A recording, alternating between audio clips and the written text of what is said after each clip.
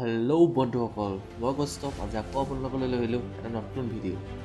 এই কিছুদিনৰ আগৰে পৰা ইজৰাইল আৰু গাজাপট্টিৰ মাজত এটা ডাঙৰ সংঘৰ্ষ চলি আছে বুলি আপোনালোক সকলোৱে টেলিভিছন, বাতৰি কাকত, ইণ্টাৰনেট আদি সকলোতে পাইছে হ'বলা। এই সংঘৰ্ষত গাজাপট্টিৰ পৰা ইজৰাইললৈ বহুতো ৰকেট নিক্ষেপ কৰা হৈছিল। এতিয়া আচল কথাটো হ'ল, ইজৰাইলৰ লোকসকলক কোনটো ডিফেন্স ছিষ্টেমে এই ৰকেটসমূহৰ আক্ৰমণৰ পৰা ৰক্ষা কৰিছিল আৰু কেনেদৰে কৰিছিল তাকে মই এই ভিডিঅ'টোৰ জৰিয়তে আপোনালোকক জনাম। ব'লক ভিডিঅ'টো আৰম্ভ কৰোঁ। আপোনালোকে স্ক্ৰীনত দেখিছে হ'বলা এটা ডিফেন্স ছিষ্টেম।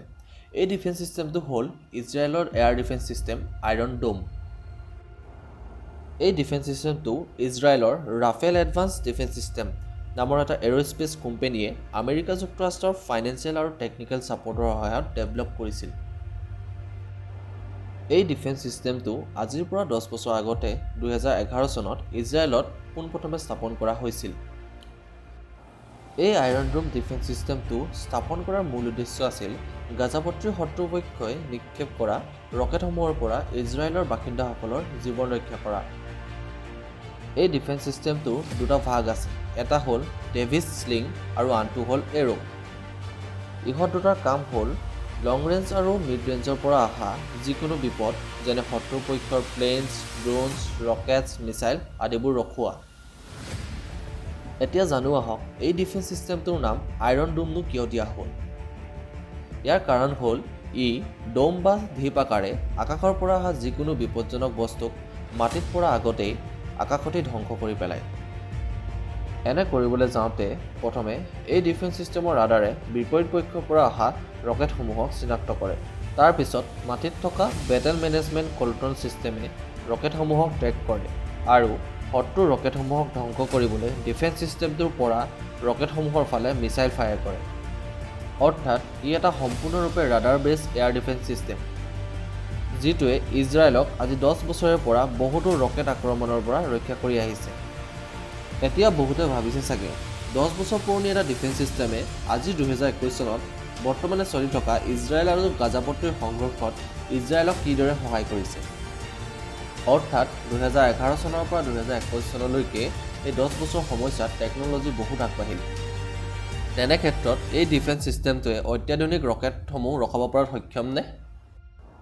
এই বিষয়ে যেতিয়া ইজৰাইলৰ ডিফেন্স অফিচিয়েলসকলক সোধা হৈছিল তেতিয়া তেওঁলোকে কৈছিল যে যদিও এই ডিফেন্স ছিষ্টেমটো 10 বছৰ পুৰণি বা ইয়াৰ হাৰ্ডৱেৰত কোনো ধৰণৰ সাল সলনি কৰা হোৱা নাই, কিন্তু ইয়াৰ ছফ্টৱেৰ ছিষ্টেমটো সময়ৰ লগত আপডেট কৰি ৰখা হয় যাতে ই অত্যাধুনিক ৰকেট, শত্ৰুৰ জেট প্লেন আদি সহজে ধ্বংস কৰিব পাৰে।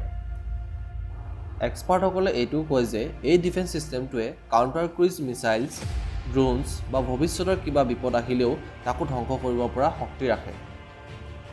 আৰু যিটো বৰ্তমান ইজৰাইল আৰু গাজাৰ মাজত চলি থকা সংঘৰ্ষত প্ৰতিফলিতও হৈছে। প্ৰায় 90% শত্ৰুৰ পক্ষৰ পৰা অহা ৰকেটক এই ডিফেন্স ছিষ্টেমটোৱে এতিয়ালৈকে ধ্বংস কৰিছে।